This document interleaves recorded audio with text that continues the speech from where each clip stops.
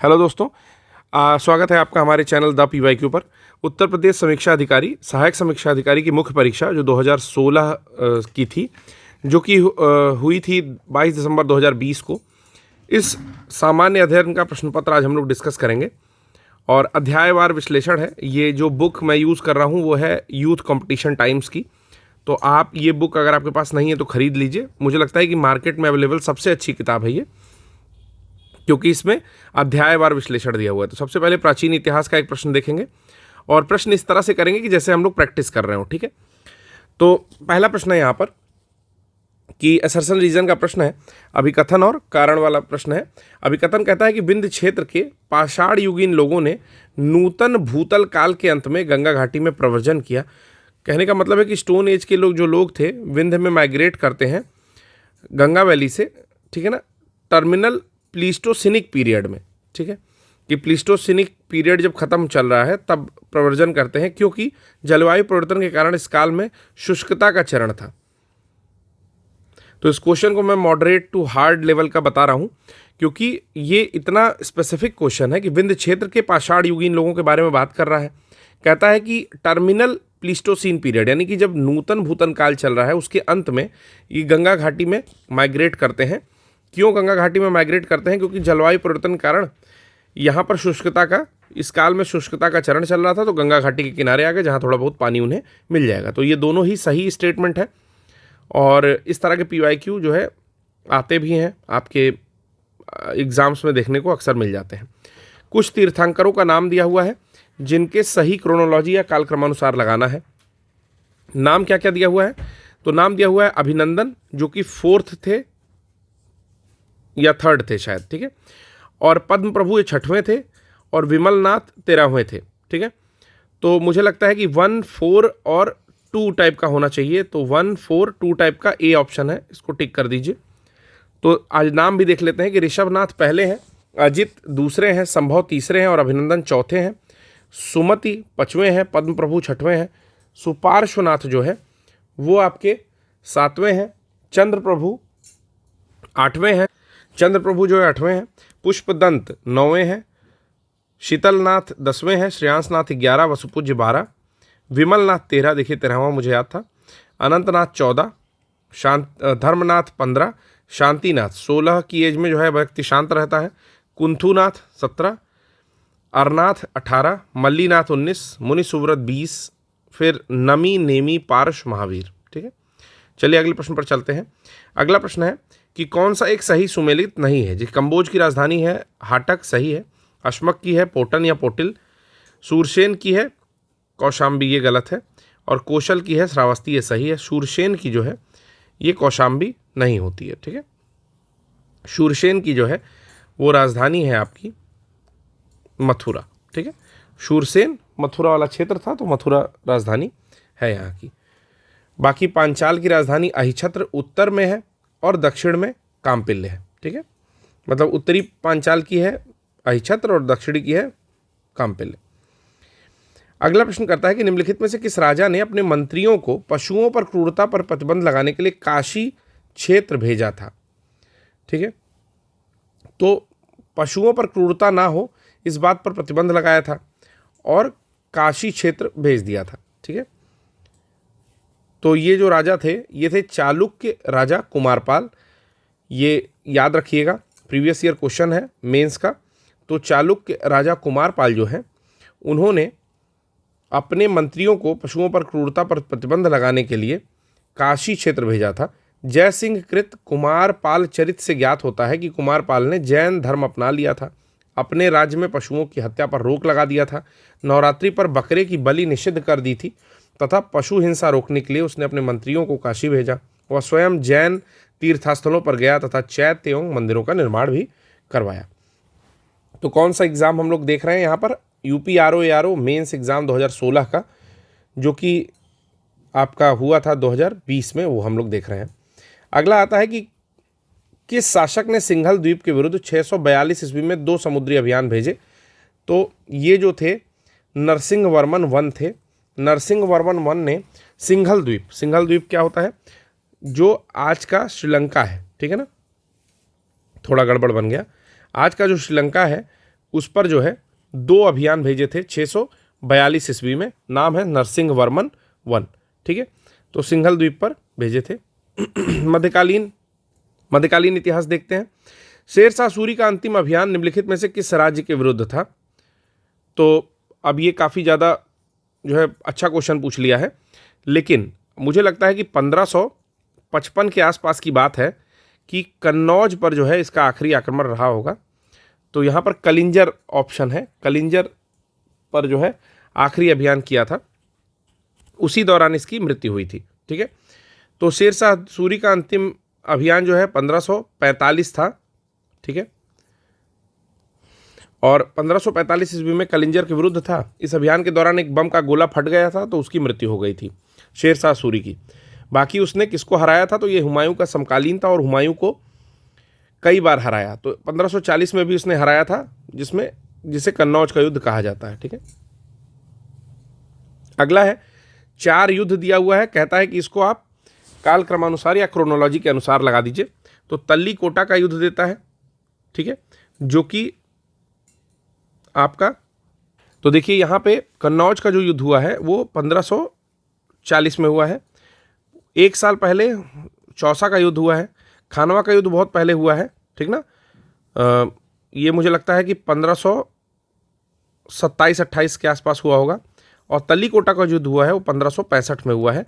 तल्ली कोटा के युद्ध को राक्षसी तंगड़ी का भी युद्ध कहते हैं, और विजयनगर एम्पायर जो है यहीं पर समाप्त हो जाएगा। सालुब तुलुब अराविडू डायनेस्टी जो है, सालुब सुलुब तुलुब अराविडू, तो ये जो है इस हिसाब से अब हम लोग लगा लेंगे कि सबसे पहले कन्नौज बैटल ऑफ चौसा लगाएंगे 2। ठीक है, फिर आता है, नहीं, सबसे पहले 4 आएगा, 4 के बाद 2 आएगा। ठीक है, 2 के बाद आपका 1 आएगा। ठीक है, तो ए ऑप्शन इसका करेक्ट हो जाएगा। ठीक है, तो कन्नौज का युद्ध जो है हुमायूं और शेरशाह के मध्य 1540 में हुआ। हुमायूं और शेरशाह के मध्य ही चौसा का युद्ध हुआ 1539 में दोस्तों। तल्ली कोटा का युद्ध हुआ था 1565 में हुआ था, और खानवा का युद्ध 1527 में हुआ था। ठीक है, अगला 2 असर्शन रीजन अभिकथन और कारण देता है। कहता है कि मुगल साम्राज्य के पतन के बाद मराठा सबसे शक्तिशाली देशज शक्ति के रूप में उभरे। तो सही भी है, पतन हो रहा था उस समय मुगल का। मराठा पहले शासक थे जिनके पास एकीकृत भारतीय राष्ट्र की संकल्पना थी, तो ये तो बिल्कुल सही है। ए में थोड़ा सा, तो देखिए यहाँ पर तो दोनों ही सही स्टेटमेंट दे रहा है आंसर में, कि ए भी सही है और आर भी सही है।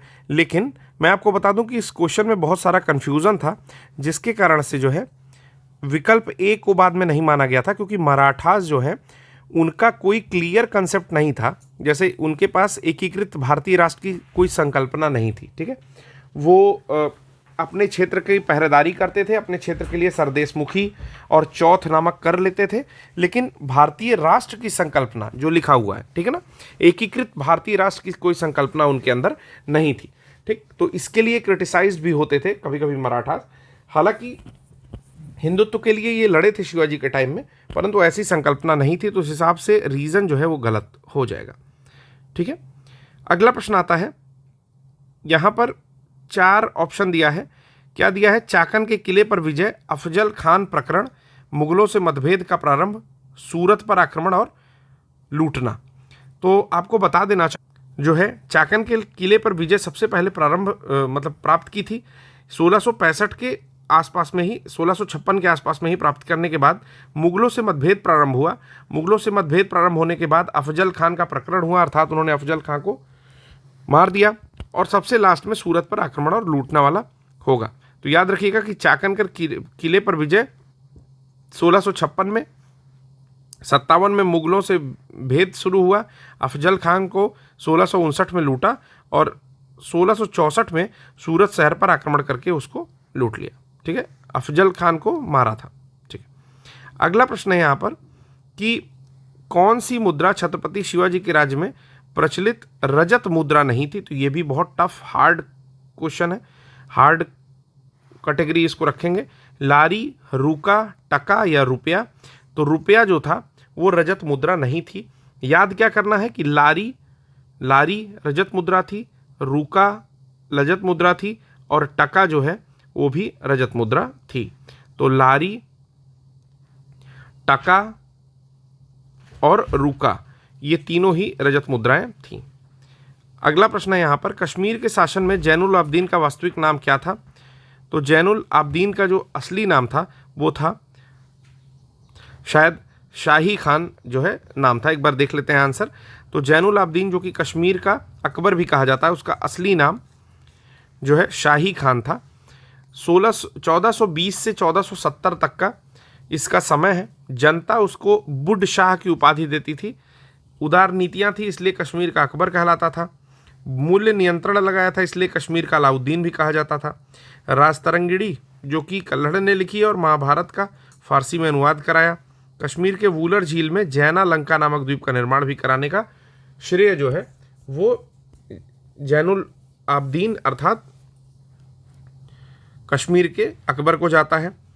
शिकायतनामा नामक ग्रंथ की रचना भी की थी। ठीक है, तो अब आपको इसके बारे में कई सारे पॉइंट पता चल गए कि जो जैनुल आबदीन है पहले तो वुड शाह के नाम से भी जाना जाता है। ठीक है, फिर कश्मीर का अकबर कहलाता है क्योंकि बहुत उदार है। बाजार नियंत्रण लागू किया था तो कश्मीर का अलाउद्दीन भी कहलाता है। ठीक है, 3 काम ये हो गया। इसके अलावा फारसी अनुवाद कराता है किसका किसका? तो राजतरंगिणी का प्लस महाभारत का। ठीक है, इसका जो है फारसी अनुवाद कराता है। उसके साथ ही एक किताब लिखता है जिसका नाम है शिकायतनामा, और वूलर झील में जैना लंका भी द्वीप का निर्माण करवाता है। हल्दी घाटी के युद्ध में महाराणा प्रताप की राजपूत सेना का सेनापति कौन था? तो इनके जो सेनापति थे वो थे हकीम खान सूर। ठीक है, याद रखेंगे हकीम खान सूर किसके ओर था? महाराणा प्रताप की ओर। और मान सिंह किसके ओर थे? तो अकबर की सेना में थे। तो ये चीज़ आप याद रखेंगे। ठीक है, मुगल सेना का नेतृत्व यहाँ पर दिया भी है कि मान सिंह कर रहे थे। आइए आधुनिक इतिहास के पोर्शन को देखते हैं। 4 ऑप्शन दिया हुआ है कि सिक्किम का विलय, झांसी का विलय, पंजाब का विलय और बर्मा का विलय। तो कब कब हुआ है ये आपको लगाना है। तो देखिए इसकी क्रोनोलॉजी कैसे याद करेंगे। सबसे पहले याद कर लीजिए कि 1850 में नहीं 1849 में याद करते हैं पंजाब का विलय हुआ। ठीक है, यहाँ दुलीप सिंह के साथ जो है एक संधि होती है लाहौर की या अमृतसर की एक संधि है, उसको कंफर्म कर लीजिएगा। और पंजाब का विलय होता है 1849 में। ठीक है, नेक्स्ट ईयर 1850 में सिक्किम का विलय हो जाता है और डलहौजी ही शासक रहते हैं, डलहौजी की मदद से ही विलय होता है। फिर आता है आपका बर्मा। बर्मा का विलय होता है 1852 में और झांसी का विलय होता है 1853 में। तो ये सीक्वेंस हो जाएगा कि सबसे पहले पंजाब होगा तो 3 से स्टार्ट होगा, बी ऑप्शन हो जाएगा। ठीक है, तो यहाँ एक बार फिर से देख लेते हैं कि पंजाब का विलय होता है 1849 में, सिक्किम का होता है 1850 में, बर्मा का होता है 1852 में और झांसी का होता है 53 में। हम लोग UPRO के मेंस 2016 का एग्ज़ाम कर रहे हैं। चलिए अगला प्रश्न देखते हैं। यहाँ पर मजदूर संघ किसान आंदोलन से संबंधित एक प्रश्न है।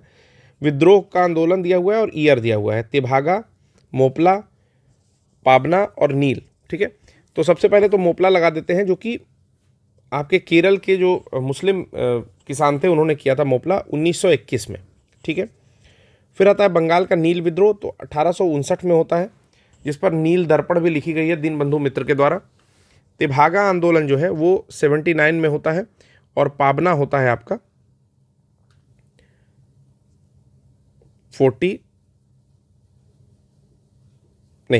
पाबना होता है आपका 1879 में और तेभागा होता है 46 में।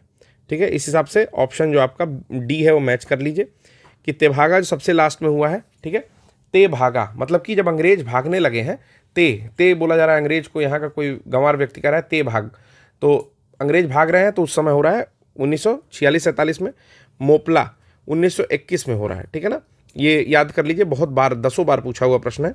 पाबना हुआ था 1879-80 यानी कि 79-80 में हुआ था पाबना, और बंगाल का नील विद्रोह हुआ था 1859-60 में। अगला प्रश्न है मोहम्मडन एंग्लो ओरिएंटल कॉलेज से कि Mohammedan Anglo oriental college Aligarh की स्थापना कब हुई? तो मुझे लगता है कि 75 के अराउंड हुई होगी। किया किसने था? तो सैयद अहमद खान ने 1875 में इसकी स्थापना की थी और इस कॉलेज के प्रथम चांसलर जो थे वो थे थियोडोर मेनन। ठीक है, अगला प्रश्न हम लोग देखते हैं प्रमुख संधि संस्थाएं आयोग से रिलेटेड। अखिल भारतीय महिला सम्मेलन, अखिल भारतीय डिप्रेस्ड क्लास संगठन, Bombay social reform association, the Indian national social conference. तो कठिन क्वेश्चन है, इसे हार्ड की कैटेगरी में रखूंगा, क्योंकि अगर चारों नाम नहीं याद है तो आप लोग कर नहीं पाओगे या मैं भी कर नहीं पाऊंगा। ठीक है, तो आंसर देख के याद करते हैं, क्योंकि इसमें बहुत ज़्यादा आइडिया नहीं लग रहा है। अखिल भारतीय डिप्रेस्ड क्लास संगठन का थोड़ा सा आइडिया लग रहा है, वो भी मुझे लगता है कि 1918 के आसपास या 1926 के आसपास होना चाहिए। ठीक है, तो एक अनुमान लेकर के चलते हैं कि बी का जो होगा वो बी ही होगा। ठीक है, अच्छा इसमें भी पूछा है कि कौन सा सुमेलित है, तो हम लोग तो नहीं बता सकते थे, टफ क्वेश्चन था। याद करने की कोशिश करते हैं कि भारतीय महिला संघ सम्मेलन, अखिल भारतीय महिला संघ सम्मेलन जो है 1927 में हुआ था। ठीक है, अखिल भारतीय महिला संघ सम्मेलन जो है ये 1927 में हुआ था, जब साइमन कमीशन आ रहा था भारत में। डिप्रेस्ड क्लास संगठन, अखिल भारतीय डिप्रेस्ड क्लास संगठन जो है 1932 में आया था। तो डिप्रेस्ड क्लास संगठन आया होगा आपका B.R. अम्बेडकर की हेल्प से। बॉम्बे सोशल रिफॉर्म आया था 1903 में, और इंडियन नेशनल सोशल कॉन्फ्रेंस आया था 1887 में। 1885 में चूंकि इंडियन नेशनल कांग्रेस बना था, तो इंडियन नेशनल सोशल कॉन्फ्रेंस जो है 1887 में आया था। अगला प्रश्न यहाँ पर आता है कि सैयद अहमद खान के साथ यूनाइटेड इंडिया पेट्रियाटिक एसोसिएशन का संस्थापक कौन था। सर सैयद अहमद खान और यहाँ पर जो राजा शिव प्रसाद हैं, इन्होंने मिलकर के यूनाइटेड इंडिया पेट्रियाटिक एसोसिएशन की स्थापना की थी। यूनाइटेड इंडिया पेट्रियाटिक एसोसिएशन की स्थापना की थी सैयद अहमद खान और राजा शिव प्रसाद, इन्होंने दोनों लोगों ने मिलकर की थी। अगला जो प्रश्न आता है, ऑल इंडिया किसान कांग्रेस जो कि लखनऊ में आपका बना है, वो किसकी मदद से बना है। तो ऑल इंडिया किसान कांग्रेस जो है वो, इसमें महासचिव के बारे में बात करा कि महासचिव किसे चुना गया है, तो सहजानंद जो है वो ऑल इंडिया किसान कांग्रेस के होने चाहिए। ठीक है ना, प्रथम अध्यक्ष, और महासचिव जो अध्यक्ष थे वो आपके सहजानंद सरस्वती थे। NG रंगा जो है वो महासचिव थे। तो याद रखिएगा 11 अप्रैल 1936 में ऑल इंडिया किसान सभा की स्थापना हुई, जिसमें सहजानंद जो है वो अध्यक्ष थे और NG रंगा महासचिव थे। ठीक है, समाचार पत्र पत्रिकाओं से एक प्रश्न पूछा हुआ है। क्या पूछा हुआ है कि निम्न में से कौन एक सुमेलित नहीं है। ठीक है, तो अब देखना है हमें। महात्मा गांधी का यंग इंडिया बिल्कुल सही है, एनी बेसेंट का न्यू इंडिया ये भी सही है। फिर आता है अरविंद घोष का वंदे मातरम और गोपाल कृष्ण गोखले का सत्याग्रह। तो वंदे मातरम जो है वो अरविंद घोष की पत्रिका नहीं होनी चाहिए। यहाँ पर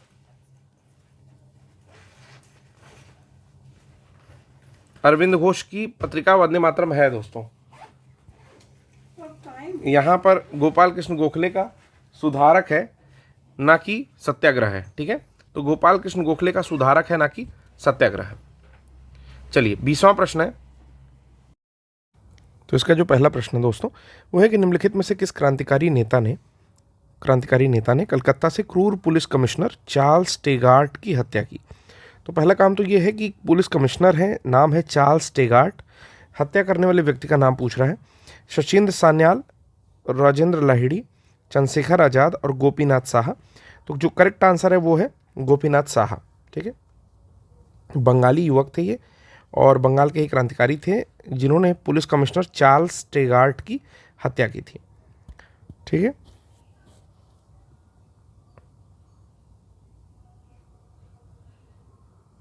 ठीक है।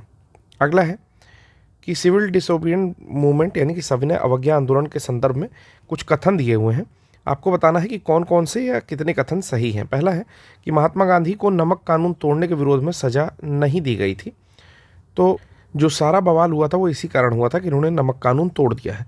नमक कानून तोड़ा इसलिए था क्योंकि नमक एक सामान्य वस्तु थी जो कि आम जनमानस को सस्ते दामों पर मिलनी चाहिए और नमक पर कोई बैन नहीं होना चाहिए, जबकि अंग्रेजी सरकार नमक अपने पोजीशन में रखती थी, अर्थात नमक पर बैन था और आम आदमी उसको नहीं बना सकता था। ठीक है, तो इसलिए इनको सजा हुई थी जब इन्होंने दांडी में एक मुट्ठी नमक उठा करके तोड़ दिया था। मदन मोहन मालवीय, देवदास गांधी और KM मुंशी को नमक कानून तोड़ने पर सजा दी गई थी। तो ये बिल्कुल सही है देवदास गांधी गांधी जी के बच्चे हैं, लड़के हैं मदन मोहन मालवीय और के एम मुंशी। इन तीनों लोगों को नमक कानून तोड़ने पर सजा दी गई थी। तो बी स्टेटमेंट जो है वो करेक्ट होगा। 1 स्टेटमेंट जो है इनकरेक्ट है, क्योंकि इसमें कहा है कि सजा नहीं दी गई, जबकि गांधी जी को भी सजा दी गई थी। तो आंसर जो हो जाएगा बी ओनली हो जाएगा। तो कब तोड़ा था? गांधी जी 12 मार्च 1930 को साबरमती आश्रम से 78 समर्थकों के साथ चल रहे थे और 240 किलोमीटर 24 दिन तक चले थे। ठीक है, तो एक दिन में 10 किलोमीटर का टारगेट लगभग चल रहे थे और 5 अप्रैल को पहुंचते हैं दांडी नामक स्थान पर। तो 6 अप्रैल को जो है समुद्र तट पर हाथ में नमक लेकर नमक कानून को तोड़ते हैं। 4 मई 1930 को गांधी जी को गिरफ्तार कर लिया जाता है। एक कथन असत्य है, क्योंकि इसी कारण से इनको गिरफ्तार किया गया था। अगला यहाँ पर कुछ घटनाएं दी हुई हैं, उनको कालक्रमानुसार सजाना है। देखते हैं कौन कौन सी यात्रा है। पहला है दांडी यात्रा। तो हमने अभी पढ़ ही लिया कि 12 मार्च 1930 को दांडी यात्रा हो रही थी। पूना समझौता 1932 में हुआ था, गांधी और अंबेडकर के मध्य में हुआ था। सांप्रदायिक घोषणा, कम्युनल अवार्ड, ये रैमजे मैकडोनाल्ड और आपके अंबेडकर जी के मध्य में हुआ था। और गांधी इरविन समझौता ये 1931 में हुआ था। तो कुछ इस प्रकार बनेगा कि सबसे पहले दांडी यात्रा आएगी, उसके बाद गांधी इरविन समझौता आएगा, फिर आपका सांप्रदायिक पंचाट और फिर पूना समझौता। कुछ इस प्रकार होना चाहिए, यानी कि 1 4 3 2 आंसर होना चाहिए। ठीक है, तो 1 4 3 2 आंसर। एक बार डेट देख लेते हैं कि 12 मार्च 1930 को दांडी यात्रा शुरू होती है और 5 मार्च 1931 को गांधी इरविन समझौता होता है, मार्च के महीने में ही होता है। ठीक है, 16 अगस्त को सांप्रदायिक घोषणा होती है, यानी कि सांप्रदायिक पंचाट या कम्युनल अवार्ड जिसको बोलते हैं, कम्युनल अवार्ड भी बोलते हैं। और अगला है पूना समझौता 24 सितंबर 1932 को होता है। अगला प्रश्न है आपका भारत के भूगोल से। हम लोग देखते हैं भौतिक संरचना, अपोहा तंत्र और मानव भूगोल से संबंधित ये प्रश्न है कि भारत के लिए निम्नलिखित कथनों में से कौन सा कथन असत्य है। तो गलत कथन चुनना है। भारत विश्व का 7वां बड़ा देश है, बिल्कुल सही बात है। भारत जनसंख्या की दृष्टि से विश्व का दूसरा राष्ट्र है, अब ये गलत हो चुका है। ठीक है, पहला राष्ट्र बन चुका है। तात्कालीन परीक्षा में हो सकता है कि दूसरा राष्ट्र रहा हो। अगला है कि 15,200 किलोमीटर लंबी इसकी भूमि का विस्तार है। तो 15,200 किलोमीटर नहीं है, 15,750 किलोमीटर लगभग मान के चलिए कि इतना विस्तार है। अगला जो प्रश्न है कहता है कि सर्वप्रथम सूर्योदय इसके मिजोरम राज्य में होता है। तो देखिए मिजोरम में नहीं होता है। ठीक है, अरुणाचल, नागा, मणि, मिजो। ठीक है, तो नागालैंड यहाँ पर है, मणिपुर यहाँ पर है और मिजोरम यहाँ पर है। तो सबसे पहले अरुणाचल में जो है वो देखा जाता है। तो डी को गलत माना है। ठीक है, क्योंकि अरुणाचल प्रदेश में कह रहा है कि होता है, परंतु इसमें कई विकल्प गलत हो जा रहे हैं। जैसे ये तो बिल्कुल ही गलत हो जा रहा है। अगर इसको एक बार सही भी माना जाए तो क्योंकि लगभग में दिया है तो इसको एक बार सही माना जा सकता है, लेकिन ये तो बिल्कुल ही गलत है क्योंकि विश्व का दूसरा नहीं है, विश्व का पहला हो जा रहा है तो वर्तमान समय में।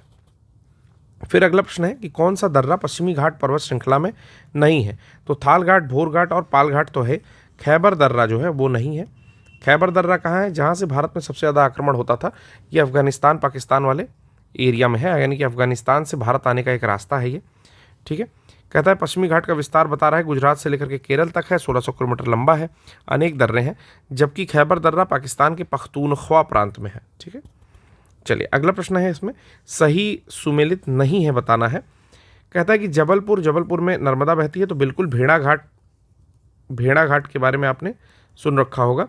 तो नर्मदा जबलपुर के भेड़ा घाट से गुजरती है, तो बिल्कुल बहती है। हैदराबाद में मूसी नदी है, कृष्णा नहीं है, तो पहले तो ये जान जाइए। कोटा में चंबल नदी है, बिल्कुल सही है। और नासिक में गोदावरी है, ये भी बिल्कुल सही है। ठीक है ना, क्यों नासिक में गोदावरी है कैसे पता चला, जैसे आइडिया कैसे लगेगा, तो ये जान जाइए कि गोदावरी या नासिक के किनारे जो है वो आपका एक कुंभ लगता है। ठीक है, तो वहाँ पर गोदावरी नदी के किनारे लगता है। यहाँ पर हैदराबाद जो है उसके किनारे मूसी नदी है। ठीक है, हैदराबाद मूसी नदी के किनारे, शायद दिया भी हो, बिल्कुल दिया है। अगले प्रश्न पर चलते हैं दोस्तों। मानसून वन मिट्टी सिंचाई परियोजना कृषि से संबंधित ये प्रश्न है। काली कपास मिट्टी, यानी कपास के लिए जो काली मिट्टी होती है, किस नाम से जानी जाती है? तो इसको रेगुर नाम से भी जानते हैं। नाम डायरेक्ट याद कर लीजिए, क्योंकि ये इसका विस्तार जो है गुजरात में है, महाराष्ट्र, आंध्र प्रदेश, कर्नाटक आदि राज्यों में है। इसको कपासी मृदा भी कहते हैं, यानी कपास उत्पादित करने वाली मृदा। आपको जानकारी के लिए बता देना चाहता हूं कि सूती वस्त्र का कारखाना जो है वो महाराष्ट्र में लगाया गया था कावसजी डावर द्वारा। चलिए अगला प्रश्न है कि सुमेलित करना है सूची 1 को सूची 2 से और दिए गए कूट में सही उत्तर मैच करना है। यहाँ पर नदी घाटी परियोजनाएं दी हुई हैं और नदी दिया हुआ है। रिहंद गोदावरी नदी पर, रिहंद नदी पर है। ठीक है, नागार्जुन सागर किस पर है? तो नागार्जुन सागर आपका कृष्णा नदी पर है। पोचमपाद जो है बेतवा पर है और माता माता टीला आपका बेतवा पर है और पोचमपाद गोदावरी पर है। ठीक है, तो इस हिसाब से मैच कर लेंगे। डी ऑप्शन यहाँ पर मैच कर रहा है। हम लोग को सीधे ये देखना है कि माता टीला बेतवा पर है और पोचमपाद गोदावरी पर है। बाकी लगभग आप लोगों को पता रहा होगा। अगला प्रश्न है, खनिज शक्ति संसाधन और उद्योग से संबंधित सूची 1 को सूची 2 से मिलाना है और सही कूट को बताना है। ठीक है, तो सूची 1 में कोयला खदानों का जिक्र किया हुआ है, सूची 2 में भारत के राज्यों का जिक्र किया हुआ है। पहला लिखा है झिलमिली। ठीक है, कहाँ पर है पूछा है, कर्णपुरा पूछा है, रामपुर हिमगिरी पूछा है और सोहागपुर पूछा हुआ है। ठीक है, तो झिलमिली जो है वो आपके छत्तीसगढ़ में पड़ती है। ठीक है, तो ये आपका आंसर हो जाएगा। झिलमिली जो है छत्तीसगढ़ में, यानी कि 1 का 3। अब एक बार ऑप्शन देखते हैं, तो 1 का 3 2 बार है। ठीक है, फिर अगला देखते हैं कर्णपुरा। मुझे लगता है कर्णपुरा जो है वो कर्णपुरा शायद मध्य प्रदेश में है, तो बी का 2 मैं लगाऊंगा। तो बी का 2 नहीं है, 4 है बी का, यानी कर्णपुरा हो गया आपका झारखंड में। उसके बाद आता है सोहागपुर, सोहागपुर होगा मध्य प्रदेश, डी का 2। ठीक है, तो डी ऑप्शन सही है। कर्णपुरा याद कर लीजिए, कर्णपुरा कहाँ पर है, तो कर्णपुरा जो है वो आपके झारखंड में है। ठीक, डायरेक्ट आंसर देखते हैं कि झिलमिली, झिलमिली या झिलमिल दोनों लिखता है इसको। तो झिलमिली कहाँ पर स्थित है, तो झिलमिली जो है वो छत्तीसगढ़ में स्थित है, छत्तीसगढ़ में स्थित है। वहीं सोहागपुर जो है मध्य प्रदेश में है, जबकि कर्णपुरा झारखंड में है। कर्णपुरा को लेकर के थोड़ा कंफ्यूजन हो रहा था। ठीक, रामपुर हिमगिरी उड़ीसा में है और सोहागपुर जो है मध्य प्रदेश में स्थित है। अगला आता है लिस्ट 1 को लिस्ट 2 से मिलाना है। कोयला क्षेत्र और भारत के राज्य की किस क्षेत्र में कौन सा कोयला क्षेत्र स्थित है। 4 कोयला क्षेत्रों के नाम दे रहा है, रणजीत घाटी, तंदूर, वरोरा और ललमटिया। तो देखिए, इसको करने का या तुक्का मारने का एक तरीका बता रहा हूँ कि अगर आपको कोई इसमें से एक भी आ रहा है तो भी आप मार सकते हैं और कोई नहीं आ रहा है तो भी आप ट्राई कर सकते हैं। जैसे अब देखिए, रणजीत घाटी बहुत इनकॉमन नाम है, लेकिन वरोरा जो है वो बहुत कॉमन नाम नहीं है। ठीक है, कि डब्लू से अमूमन, जैसे वडोदरा का नाम रखा, ठीक है, तो वो भी वी से रखा। ठीक है, डब्लू से वर्ली रखा। ठीक है, तो या तो महाराष्ट्र होता या तो गुजरात होता। इस तरह से आप थोड़ा सा आइडिया लगा सकते हैं। तो जो वरोरा है वो कहाँ हो सकता है, महाराष्ट्र में हो सकता है। अब सी का 4 ऑप्शन जहाँ पर हो आप उसको टिक कर सकते हैं, यानी कि आपका सी का 4 का मतलब हुआ रंजीत घाटी जो है वो आपका सिक्किम में है। रंजीत घाटी कहाँ पर है, सिक्किम में है। बी का 3 अर्थात तंदूर जो है वो तेलंगाना में है।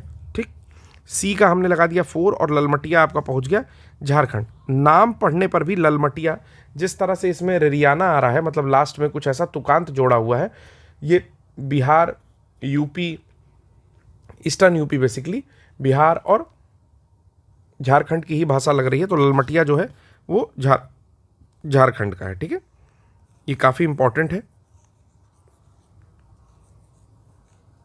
चलिए दोस्तों, तो यहाँ से भी हम लोग देख रहे हैं कि ऑप्शन करेक्ट हो जा रहा है। क्या क्या हमने देखा कि रंजीत घाटी जो है वो सिक्किम में स्थित है, बिल्कुल सही है। उसके बाद तंदूर जो है वो आपका तेलंगाना में है। वरोरा मैंने बताया था तुक्का मारने के लिए महाराष्ट्र में, और ललमटिया झारखंड में स्थित है। अगला प्रश्न कहता है कि में कौन सा भारत का राज्य वर्ष 2018-19 में सीमेंट का सर्वाधिक, तो सीमेंट सबसे ज़्यादा राजस्थान में होता है, अभी भी होता ही होगा। ठीक है, अगला है काकरापार, पोखरन, थुम्बा और श्रीहरिकोटा। तो आप बता सकते हैं कि जो थुम्बा है वो रॉकेट प्रमोशन केंद्र है, यानी कि रॉकेट लॉन्चिंग सेंटर है, ये केरल में स्थित है। ठीक है ना, जिसको TERLS बोलते हैं। ठीक है, Thumba equatorial rocket launching station. ठीक है, पोखरन आता है, पोखरन में एटॉमिक बम ब्लास्ट करते हैं। काकरापार जो है वो न्यूक्लियर पावर प्लांट है। ठीक है, आपके गुजरात में स्थित है। और श्रीहरिकोटा जो है सैटेलाइट लॉन्चिंग स्टेशन है। तो ये भी क्वेश्चन जो है आपको हमारे ही चैनल के शॉर्ट्स में देखने को मिल जाएगा, क्योंकि काफ़ी बढ़िया क्वेश्चन है ये। ठीक है, आ जाइए, इसका स्क्रीनशॉट ले लेते हैं आप ही लोगों के लिए, कि इसको जो है आप लोग शॉर्ट्स में भी एक बार कर लीजिएगा। देखिए दोस्तों, अगर आप लोग वीडियो देख रहे हैं तो शॉर्ट्स देखना बिल्कुल मत भूलिए, क्योंकि जो भी शॉर्ट्स होते हैं वो हम लोग इतने अच्छे प्रश्नों का बनाते हैं कि उनके आने की संभावना बहुत ज़्यादा हो एग्जामिनेशन में। ठीक है, अगला प्रश्न देखते हैं, यहाँ पर उत्तर देख सकते हैं आप। ठीक है,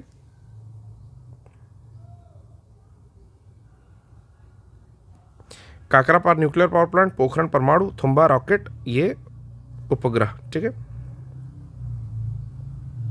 भारत के निम्नलिखित राज्यों में से किसमें कोयली पेट्रोलियम स्थित है? तो कोयली जो है वो गुजरात में स्थित है, याद कर लीजिए, ये प्रश्न बहुत अच्छा प्रश्न है। कोयली जो है वो गुजरात में स्थित है। अगला देखते हैं, कोयली वाला आपने आशा करता हूँ कि समझ लिया होगा, कोयली गुजरात में है। ठीक है, कभी भी कोयली कहाँ है ऐसे करके नहीं याद करना है, सीधे याद करिए कोयली गुजरात, कोयली गुजरात। चलिए, अगला परिवहन से संबंधित प्रश्न है कि गंगा नदी के निम्नलिखित में से किस भाग को राष्ट्रीय जलमार्ग घोषित किया गया है?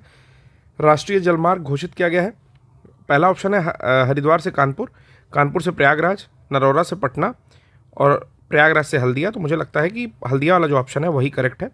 राष्ट्रीय जलमार्ग घोषित किया गया है, टोटल लंबाई 1620 किलोमीटर है।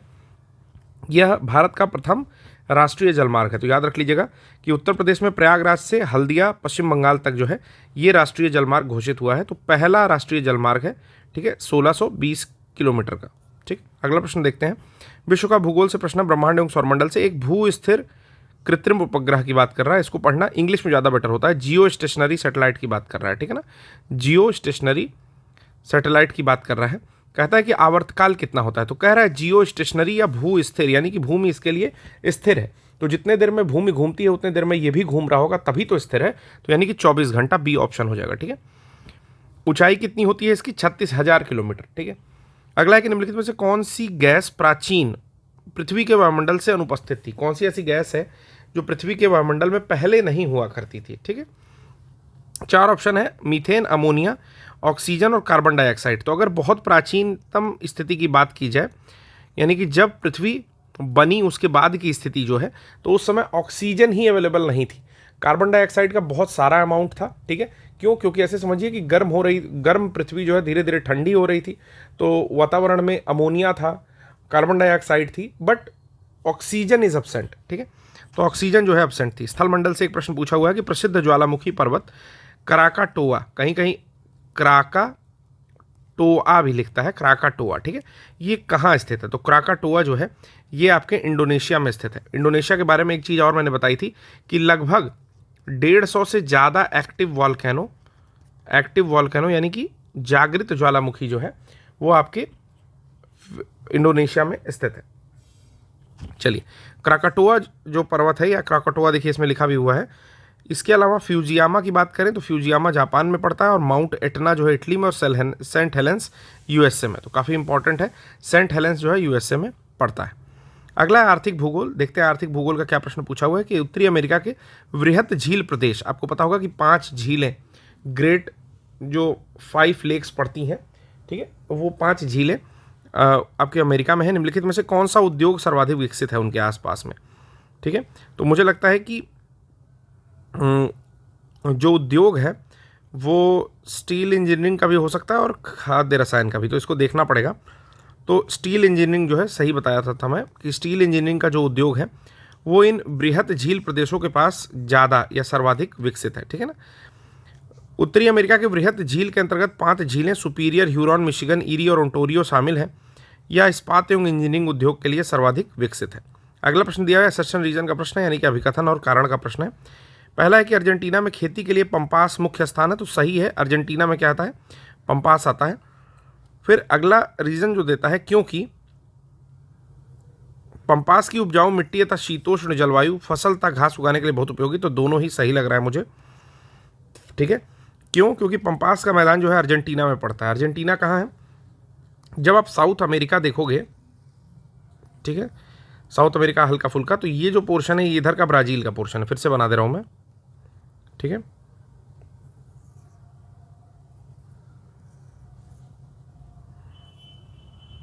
ठीक है, तो ये जो पोर्शन है ब्राज़ील का है, पराग्वे, उरुग्वे इधर है और यहाँ पर बोलीविया है, और ये जो पोर्शन पड़ता है इधर का ये अर्जेंटीना है। ठीक है ना, तो अर्जेंटीना जो है वहाँ पर एक तो उपजाऊ ज़मीन है, ठीक है, पंपास का मैदान है, ठीक है, और यहाँ पर फसल घास उगाने के लिए ये सब बहुत उपयोगी है।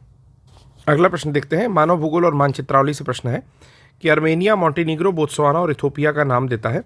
कहता है कौन से देश चारों ओर से स्थलों से घिरे हैं, यानी कि लैंड लॉक्ड या स्थल रुद्ध देशों के बारे में यहाँ पर प्रश्न पूछ रहा है। ठीक है, तो बोत्सवाना और इथियोपिया तो मुझे लगता है कि है। बाकी मॉन्टेनिग्रो और आर्मेनिया में मे भी आर्मेनिया हो, मॉन्टेनिग्रो के बारे में बिल्कुल जानकारी नहीं है। स्टार लगा रहा है, कह रहा है आर्मीनिया। अफ्रीकी देश बोत्सवाना और इथोपिया स्थल से घिरे हैं, जबकि मॉन्टेनिग्रो अवरुद्ध देश नहीं है। देखिए मुझे जो डाउट था वही है कि मॉन्टेनिग्रो के बारे में मुझे जानकारी नहीं थी। तो 1, 3 और 4 होगा, जो किसी भी विकल्प में नहीं दिया गया है। ठीक है, तो ये पॉइंट भी याद रखेंगे। चलिए अगला जो प्रश्न है हम लोग का वो है आपका सिटी अर्थात नगर और उसके किनारे बसे जो नदियां हैं, यानी कि जिन नदियों के किनारे बसे हैं वो नगर, उनके बारे में यहाँ पर बात करता है। ठीक है, जैसे बॉन है, कायरो है, न्यूयॉर्क है और वियना है। सबसे पहले न्यूयॉर्क लगाते हैं। न्यूयॉर्क जो है वो हमारे एक रिवर के किनारे है जिसका नाम है हडसन। ठीक है ना, हडसन। कायरो नहीं सॉरी, हाँ कायरो इजिप्ट की राजधानी है, तो नील के किनारे है। फिर आता है वियना। वियना शहर जो है ऑस्ट्रिया के पास है, तो इसका थोड़ा सा जानकारी नहीं लग पा रहा है। ऑस्ट्रिया के पास है, तो वोल्गा यानी कि थोड़ा सा रशिया वाला पार्ट। तो बॉन किसकी कैपिटल है? स्विट्जरलैंड। तो बेसिकली कैपिटल नहीं है, बॉन जो है शहर है जर्मनी का, तो जर्मनी राइन नदी के किनारे है। ठीक है, इस प्रकार वियना जो है वोल्गा के किनारे होनी चाहिए। ठीक है, तो ये मुझे थोड़ा सा डाउट लग रहा है, तो डी को लगाते हैं। ठीक है, डेन्यूब के किनारे है वियना। अब डेन्यूब के बारे में एक बात जानिए कि डेन्यूब जो है वो 10 कंट्रीज से पास करती है, 10 देशों से होकर के गुजरती है और बहुत सारे कैपिटल देशों से भी होकर के गुजरती है। ठीक है ना। जनसंख्या और नगरीकरण पर एक प्रश्न दिया हुआ है, आदिवासियों के नाम दिए हुए हैं और लोकेशन और स्थिति दी हुई है, जैसे लिम्बूज, कोन्याक, गोंड और भील्स दिए हुए हैं। ठीक है ना, तो लिम्बू जो है वो आपका सबसे पहले कोन्याक लगाते हैं। नागालैंड की जो प्रजाति है वो कोन्याक है। लिम्बू जो होता है वो सिक्किम के होते हैं। ठीक है ना, सिक्किम वाले लिम्बू बहुत ज़्यादा खाते हैं, तो सी का 4 और डी का 1। तो मुझे लगता है कि ऑप्शन ये होना चाहिए, ए। देख लेते हैं, सही है। क्या कहता है कि भील राजस्थान में होते हैं। ठीक है, भील कहाँ होते हैं? राजस्थान में होते हैं। भील राजस्थान भील या भील राजस्थान। गोंड छत्तीसगढ़ में, हालांकि ये मध्य प्रदेश में भी होते हैं। लिम्बू या नींबू याद करो, सिक्किम में होते हैं। कोन्याक जो है नागालैंड में होते हैं। 2 स्टेटमेंट दिया हुआ है, कह रहा है कि एक अभिकथन और दूसरा कारण है। चलिए करते हैं। नगरीकरण औद्योगिकरण का अनुसरण करता है, अर्बनाइजेशन फॉलोज इंडस्ट्रियलाइजेशन। क्योंकि नगरीकरण औद्योगिकरण का अनुसरण करता है, सही बात है, क्योंकि विकासशील देश में नगरीकरण अपने आप में एक आंदोलन है। विकासशील देशों में नगरीकरण अपने आप में एक आंदोलन है, बिल्कुल सही है। लेकिन इसीलिए अनुसरण करता है क्या? नहीं। तो दोनों स्टेटमेंट करेक्ट है, बट एक्सप्लेनेशन मुझे नहीं करेक्ट लग रहा है। ठीक है ना, तो बी ऑप्शन सही है, क्योंकि दोनों ही सही हैं, परंतु ये एक्सप्लेनेशन नहीं है। अगला, भारतीय संविधान और राज्य व्यवस्था से संबंधित एक प्रश्न दिया हुआ है, कह रहा है कि राज्यसभा का विघटन नहीं होता है। सही है, राज्यसभा विघटित नहीं होती है। ठीक है, डिसॉल्व नहीं होती, यानी खत्म नहीं होती एक तरह से। ठीक है, क्योंकि उसके 1/3 सदस्य हर दूसरे वर्ष में निवृत्त हो जाते हैं। तो ये भी सही है, दोनों स्टेटमेंट सही है। लेकिन क्या इस कारण से विघटित नहीं होता है? नहीं, वो परमानेंट हाउस है। ठीक है, देख लेते हैं कि एक्सप्लेनेशन इसमें क्या दिया है। बी, ये दोनों ही सही है, परंतु एक्सप्लेनेशन नहीं सही है। कहता है संविधान का अनुच्छेद 83 के अनुसार राज्यसभा संसद का एक स्थायी सदन है, इसका कभी विघटन नहीं होता। इसका कार्यकाल 6 वर्ष का है, इसके 1/3 सदस्य हर दूसरे वर्ष सेवानिवृत्त हो जाते हैं। उतने ही सदस्य का पुनः चुनाव होता है। कथन 1 और आर दोनों सही हैं, किंतु व्याख्या नहीं करता है। 2 कथन दिया है, पूछा है कौन सा सही है। राष्ट्रपति की तरह उपराष्ट्रपति का भी चुनाव अप्रत्यक्ष होता है। ठीक है, जिस तरह राष्ट्रपति का चुनाव होता है ना, एकल संक्रमणीय गुप्त मतदान प्रणाली जो होती है उसके द्वारा, ठीक ना, एकल संक्रमणीय मतदान के द्वारा आपका राष्ट्रपति का चुनाव होता है। ठीक है, तो क्या उपराष्ट्रपति का भी चुनाव अप्रत्यक्ष होता है? तो मुझे लगता है हाँ, होता है। राज्यों की विधायिकाओं के सदस्य दोनों के चुनाव में महत्वपूर्ण भूमिका निभाते हैं। राज्यों के विधायिकाओं के, यानी कि स्टेट का जो लेजिस्लेचर होता है वो दोनों के ही चुनाव में महत्वपूर्ण भूमिका निभाता है। तो उपराष्ट्रपति में थोड़ा सा डाउट है, बाकी में तो पहले में तो निभाता है। ठीक है, तो यहाँ पे जो स्टेटमेंट है वो केवल एक करेक्ट है, ठीक है। कह रहा है कि दोनों का चुनाव एकल संक्रमणीय पद्धति द्वारा अप्रत्यक्ष रीति से होता है, तो सही है। राष्ट्रपति के चुनाव में संसद के निर्वाचित सदस्य राज्य विधानसभा के निर्वाचित सदस्य भाग लेते हैं, जबकि उपराष्ट्रपति के चुनाव में सिर्फ संसद के सदस्य, चाहे वो मनोनीत हो या फिर निर्वाचित हो, वो भाग लेते हैं। अच्छा, उप राष्ट्रपति के चुनाव में क्यों मनोनीत सदस्य भाग नहीं लेते थे? क्योंकि अब मनोनयन वाला तो खत्म हो गया काम, तो इसलिए नहीं लेते थे क्योंकि उनको राष्ट्रपति ही मनोनीत करता था। तो जब राष्ट्रपति को ही मनोनीत करना है तो वो कहाँ से भाग लेंगे, ठीक है। हाँ, लेकिन अगर राष्ट्रपति पर महाभियोग चल रहा है तो वो आते थे और अपना वोट करते थे, तो याद रखिएगा। राज्य सरकार से एक प्रश्न पूछा हुआ है, किसी राज्य के राज्यपाल संविधान के निम्नलिखित में से किस अनुच्छेद के अंतर्गत राज्य विधानमंडल के अवकाश के दौरान अध्यादेश जारी कर सकते हैं? तो 1, 2, 3, 2, 1, 3 दोनों याद कर लीजिए। 1, 2, 3 में जो देश का राष्ट्रपति होता है वो अध्यादेश जारी करता है आपातकाल के दौरान या किसी विशेष स्थिति में, अवकाश के दौरान। वहीं 2, 1, 3 जो होता है वो राज्यपाल के लिए अध्यादेश जारी करने की शक्ति है अवकाश के दौरान, ठीक है ना। अगला न्यायपालिका से एक प्रश्न पूछा हुआ है कि भारतीय संविधान के किस अनुच्छेद में केंद्र शासित प्रदेशों के लिए उच्च न्यायालय का प्रावधान किया गया है, यानी कि हाई कोर्ट का प्रावधान कब किया गया है? तो मुझे लगता है कि 239 से 42, इसमें थोड़ा सा कन्फ्यूज़न जो है आ रहा है, क्योंकि 239 से 42 तक ही केंद्र शासित चीज़ों का प्रावधान है। अब उसमें चलिए ऑप्शन 41 लगाते हैं, तुक्का मार रहा हूँ मैं, एग्जैक्टली नहीं पता है कि किस अनुच्छेद में केंद्र शासित प्रदेशों के लिए उच्च न्यायालय का प्रावधान है। तो बी 41 जो है आंसर है, ठीक है। 40 कहता है कि कुछ संघ राज्य क्षेत्रों के लिए विनियमन बनाने की शक्ति राष्ट्रपति को है, कि कोई यूनियन टेरिटरी है तो उसके लिए कोई नियम बनाना है, रेगुलेशन बनाना है, तो वो राष्ट्रपति के पास शक्ति होती है, सबको पता है। 41 में कहता है उच्च न्यायालय की व्यवस्था करेंगे हम लोग। 42 में कहता है कि निरसित, यानी कि ये सस्पेंड हो चुका है 42। और 39 जो है वो संघ राज्य क्षेत्रों के प्रशासन से संबंधित है, ठीक है।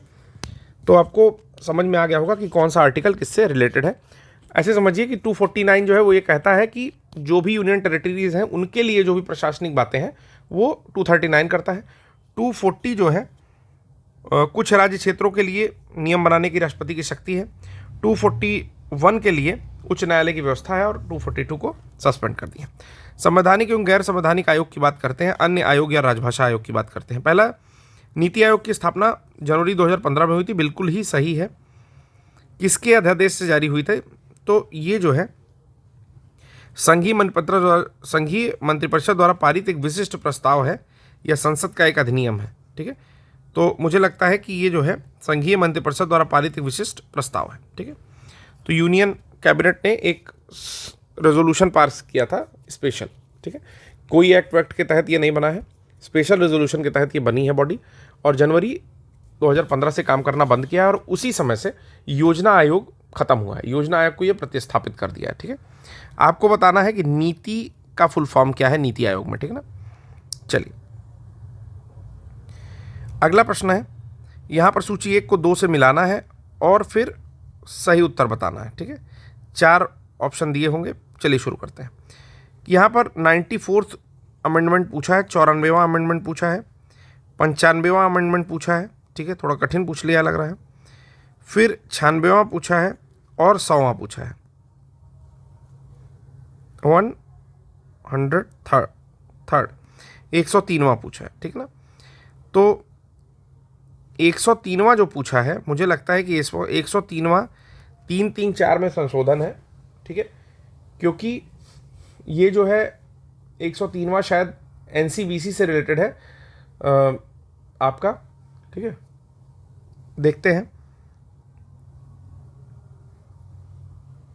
95वां संविधान संशोधन, तो ठीक है, थोड़ा सा गड़बड़ कर दिया। 103वां जो था, देखिए यहाँ आती हुई चीज़ कैसे गलत होती है।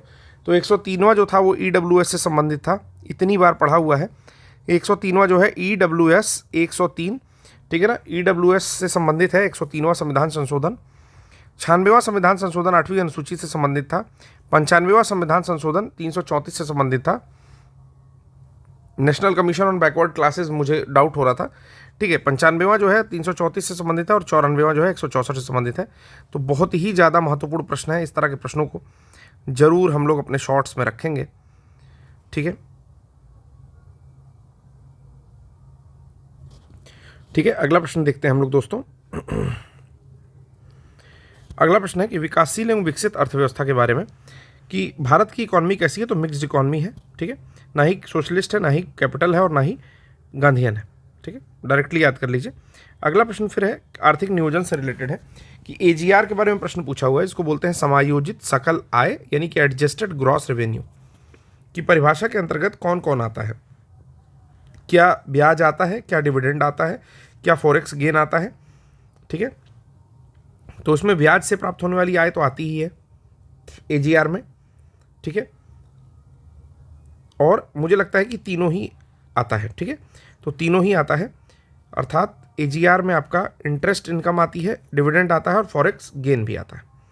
अगला प्रश्न है कि भारत के व्यापार सकल घरेलू उत्पाद के बारे में कौन सा कथन सत्य है, ठीक है। तो चूंकि ये जो प्रश्न है ये 2007-8 इस तरह से 19 रेशियो लिया हुआ है, तो इसको करना बहुत उचित नहीं है क्योंकि करंट का डेटा इसमें पूछा गया है। Head office of small industries small bank of SIDBI का कहाँ पर है मुख्यालय? तो मुख्यालय लखनऊ में पड़ता है सिडबी का मुख्यालय, ठीक है, याद रखेंगे। सिडबी अर्थात भारतीय लघु उद्योग विकास बैंक, ठीक है, सिडबी जो है इसका मुख्यालय लखनऊ में पड़ता है। 1990 में इसकी स्थापना हुई थी, ये पॉइंट याद रखें। सिडबी 1990 में इसकी स्थापना हुई थी। मॉनेटरी पॉलिसी अर्थात मौद्रिक नीति है, क्या होती है? राजकोषीय नीति के विपरीत होती है, राजकोषीय नीति का पूरक होती है, मंदी के दौरान अधिक प्रभावी होती है, या प्रभावी मांग को नियंत्रित करने हेतु प्रत्यक्ष उपाय है। तो मौद्रिक नीति और मॉनेटरी पॉलिसी कब आती है? जब आपका इफेक्टिव डिमांड होता है तो उसको कंट्रोल करने के लिए या प्रभावी मांग को नियंत्रित करने के लिए प्रत्यक्ष उपाय वाला काम कौन करती है? मौद्रिक नीति करती है, ठीक है। अगला आता है मुद्रास्फीति अर्थव्यवस्था के निम्नलिखित वर्ग हेतु लाभकारी है। किस वर्ग हेतु लाभकारी है? लेनदार के लिए मुद्रास्फीति, देनदार के लिए, उपभोक्ता के लिए, या बॉन्ड और प्रतिभूति के लिए? आप समझते हैं मुद्रास्फीति किसके लिए लाभकारी होगा? मुद्रास्फीति का मतलब हो गया इन्फ्लेशन हो गया, यानी कि पैसे की जो वैल्यू है वो क्या हो गई? घट गई, ठीक है। अर्थात अगर आप लेनदार हैं, ठीक है, तो आपको क्या होगा? तो आपको घाटा होगा। क्यों? क्योंकि जब आपने लिया था तो 1 लाख रुपए लिए थे, उस 1 लाख रुपए में एक तरबूज खरीदा जा सकता था, ठीक है, लेकिन आपने 1 लाख रुपए उधार लिए, ठीक, लेकिन जब मुद्रास्फीति खत्म हो गई तो क्या हो गया? आपको घाटा हो गया, क्योंकि 1 लाख रुपए लौटाने हैं जिसमें 1 लाख तरबूज आएंगे, ठीक है। तो ऐसी स्थिति में ऋणदाता को घाटा होता है और लेने वाले को फायदा होता है, ठीक है। तो लाभकारी किसके लिए है? लेने वाले को, ठीक है। तो इसको फिर से समझ लीजिए, मैंने समझाया तो है लेकिन थोड़ा सा एक मिस्टेक हुई है। क्या हुई है कि जब सामान्य स्थिति थी तो इन्होंने 1 लाख रुपए उधार लिया लेनदार ने, ठीक है, उधार है इनके पास। अब क्या होता है कि इन्फ्लेशन आ गया। अब इन्फ्लेशन की स्थिति में जब ये 1 लाख लौटाएंगे तो उसकी रुपए वैल्यू क्या होगी? एक्चुअल में 1 रुपए के बराबर या 100 रुपए के बराबर हो जाएगी, ठीक है। तो फायदा किसको हुआ? क्रेडिटर को फायदा हो गया। अगला प्रश्न है भारत का विदेश व्यापार और आर्थिक संगठन। तो यहाँ पे प्रश्न है कि अंतर्राष्ट्रीय मुद्रा कोष के ऋणों का उपयोग निम्नलिखित में से किस उद्देश्य के लिए किया जाता है? यहाँ तक हम लोगों ने कर लिया है प्रश्न, ठीक है। अगला प्रश्न यही था कि अंतर्राष्ट्रीय मुद्रा कोष के ऋणों का उपयोग निम्नलिखित में से किस उद्देश्य के लिए किया जाता है? पहला है आर्थिक विकास हेतु परियोजना के लिए, भुगतान संतुलन में अस्थायी कमी को पूरी करने के लिए। तो याद रखिएगा IMF जब भी पैसे देता है तो जो भी भुगतान संतुलन में अस्थायी कमी होती है, यानी कि बैलेंस ऑफ पेमेंट में अगर कोई प्रॉब्लम होती है, कोई डेफिसिट होता है, तो उसको मीट करने के लिए, यानी कि उसकी अस्थायी कमी को पूरी करने के लिए ये लोन देता है। विज्ञान का पोर्शन आ गया, इसको हम लोग जल्दी कर लेंगे। जैसे श्वेत वस्त्र काले वस्त्रों की अपेक्षा ठंडे होते हैं। क्यों होते हैं? क्योंकि वे संपूर्ण प्रकाश को परावर्तित कर देते हैं, ठीक है। तो ये चीज़ याद रखिएगा कि सफ़ेद वस्त्र जो होता है वो उसमें परावर्तन करने की जो क्षमता होती है वो ज़्यादा होती है, इसलिए उस जो है ठंडे होते हैं। कहता है कालक्रमानुसार लगाइए। ट्रांजिस्टर है, डायोड है, SMD है, सतह पर लगने वाले अवयव है, इंटीग्रेटेड परिपथ है। तो IC जो है सबसे एडवांस है, ठीक है। तो उससे एडवांस भी आ गया है सरफेस माउंटेड डिवाइस, यानी कि SMD सबसे एडवांस आता है। तो इंटीग्रेटेड सरफेस सर्किट, उसके बाद SMD, और स्टार्ट जो होगा वो हम लोग का होगा डायोड से, ठीक है। सबसे पहले डायोड खोजा गया, फिर ट्रांजिस्टर खोजा गया, फिर इंटीग्रेटेड सर्किट खोजा गया और SMD खोजा गया 1960 में। अगला आता है यहाँ पर सूची 1 सूची 2 में मिलान करना है। जैसे सिरका में उपस्थित अम्ल कौन सा होता है? तो एसिटिक अम्ल होता है, ठीक है। हड्डियों में उपस्थित यौगिक की बात कर रहे हैं। दूध खट्टा होना तो लैक्टिक एसिड आमाशय में क्या होता है, तो हाइड्रोक्लोरिक होता है, और हड्डियों में कैल्शियम फॉस्फेट उपस्थित होता है। मैच कर लेंगे और मिला लेंगे कि सिरका में उपस्थित एसिटिक अम्ल दूध खट्टा होता है लैक्टिक, हड्डियों में उपस्थित कैल्शियम फॉस्फेट, आमाशय में हाइड्रोक्लोरिक एसिड। अगला प्रश्न है कि रेडियोधर्मिता के संदर्भ में यानी कि रेडियो एक्टिविटी के संदर्भ में यहाँ पर कुछ कथन दिए हुए हैं। रेडियो एक नाभिकीय गुण है, बिल्कुल सही है। नाभिकीय विखंडन के सिद्धांत पर हाइड्रोजन बम बनाया जाता है, तो संलयन के सिद्धांत पर बनाया जाता है। ठीक है, हालांकि उसमें विखंडन होता है लेकिन सिद्धांत इसका संलयन का होता है, तो केवल एक स्टेटमेंट करेक्ट होगा। निम्नलिखित में से गैसों का कौन सा युग्म गोताखोर को सांस लेने में, तो गोताखोर जो होता है वो ऑक्सीजन के साथ नाइट्रोजन लेते हैं, ठीक है, या हीलियम लेते हैं। तो माफ करिएगा, ये गलत बता दिया था मैं, ऑक्सीजन के साथ हीलियम लेना है, ठीक है, तो हीलियम लेते हैं। गोताखोर जल के भीतर होते हैं, तो एक गैस बैग लेकर जाते हैं, उनको सांस लेने में परेशानी ना हो, ऑक्सीजन और हीलियम का प्रयोग करते हैं, ठीक है। अगला है कि ब्लीचिंग पाउडर का क्या नाम है, बेकिंग सोडा का क्या नाम है, तो CaOCl2 जो है ब्लीचिंग पाउडर का सूत्र होता है, ठीक है। सोडियम बाइकार्बोनेट जो होता है वो NaHCO3 होता है, ठीक है, यानी कि बेकिंग सोडा होता है, और सोडियम कार्बोनेट जो होता है ये आपका ब्लीचिंग सोडा होता है, ठीक है। तो जो ब्लीचिंग पाउडर था उसका हो जाएगा कैल्शियम ऑक्सीक्लोराइड, CaOCl2 जो है इसका फुल फॉर्म हो जाएगा। वॉशिंग पाउडर का मैंने आपको बता ही दिया है, Na2CO3 होता है, ठीक है, यानी कि सोडियम कार्बोनेट, और यहाँ पर प्लास्टर ऑफ पेरिस आता है तो उसका होता है कैल्शियम सल्फेट यानी कि CaSO4.12H2O, ठीक है। तो ये आपका आंसर हो जाएगा, यहाँ पर एक बार मैच कर सकते हैं कि ब्लीचिंग पाउडर का कैल्शियम ऑक्सीक्लोराइड, बेकिंग सोडा का ये, वॉशिंग सोडा का ये, और ये, ठीक है। वनस्पति विज्ञान का अगला प्रश्न है। अगला जो प्रश्न है उसमें लिस्ट 1 को, जिसमें पादप हार्मोन दिए हुए हैं, उसे लिस्ट 2 यानी कि कार्य से मिलाना है। ऑक्सिन, जिब्रेलिन, साइटोकाइनिन और अब्सिसिक अम्ल एक साइड दिया है। कोशिका वृद्धि, कोशिका विभाजन, वृद्धि अवरोधक और शिखर प्रधानता एक साइड दिया है। बहुत ही महत्वपूर्ण प्रश्न है। एब्सिसिक अम्ल जो है वो वृद्धि अवरोधक होता है, अर्थात D का 3 होगा। इस प्रकार ऑप्शन आपका मिल गया बी ऑप्शन करेक्ट है, यानी कि A का 4 होगा। शिखर किससे बढ़ता है, ऑक्सिन से शिखर बढ़ता है, ठीक है। फिर आता है साइटोकाइनिन, ठीक है, साइटोकाइनिन से